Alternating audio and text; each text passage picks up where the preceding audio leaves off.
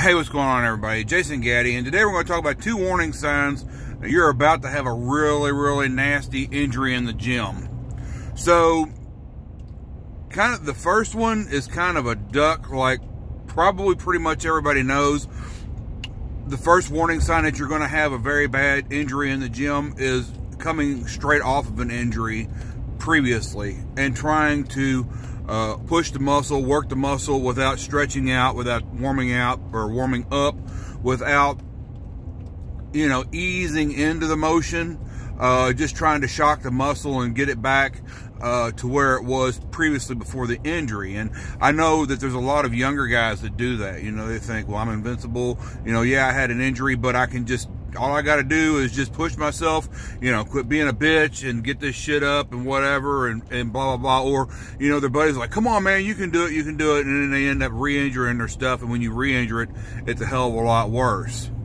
But the one sign that is most unlikely for you to detect is, and I'm going to tell you right now, the majority of my awful injuries that I've had in the gym have been on days that I go into the gym feeling the strongest. And I'm going to give you an example. When I was 28 years old, I used to lift quite a bit, and you know, like 5 days a week and a couple hours a day, completely natural. You know, all I had was protein and creatine, and that's no shit. Like, you know, I got people that will verify because they heard other people say, you ought to get on steroids, because I was doing so well, and I was like, nah, fuck that, I don't need it.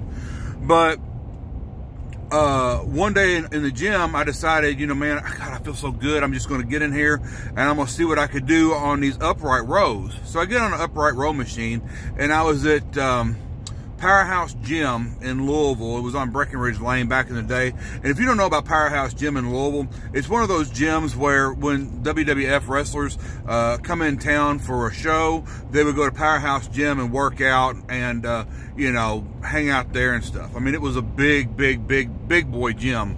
No joke. So I get on this upright row machine, and I mean, it's out right in the middle of the floor, and there's some really big dudes there. And I get on the row machine, and I want to say it's like 380, not quite 400 pounds. It's a hell of a lot of weight, and I believe that machine was ridiculous. It still had, I think with 380 pounds, I think it still had two plates to go on it, so it wasn't even maxed out. I think it maxed out at like 420, 430, something like that. But anyways, so I get on there, and you know, I do a set, and I'm like, okay, this feels pretty good. And I figure, well, if that felt good, I might as well do one more set because I'm feeling so good. I don't want to do the stack, but 380 pounds, you know, for 12 more reps, that'd probably be okay.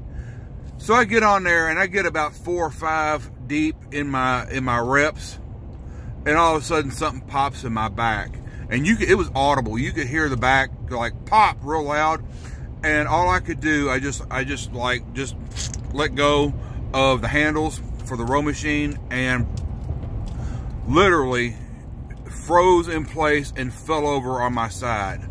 And I mean, there was like 3 dudes that went over to help try to pick me up or whatever, and it was in my lower back, and I couldn't walk. Like, it was like, if you've never had back pain, like for really real back pain, you don't have any idea. It doesn't even make sense why you couldn't walk, because your back is above your legs, right? But I couldn't walk. Like, they had to help me out to my car, and you know, it was awful. But you know, that time felt really, really strong. Got in the gym, and my back popped and was out of commission for like 4 months. As far as going to the gym goes. You know, I've had injuries with my shoulders. Go in and I'm going to kill these shoulders today, man. It's going to be blah, blah, blah. Get in there and something happens in your shoulder, and now, you know, you feel like you got a rotator cuff issue going on.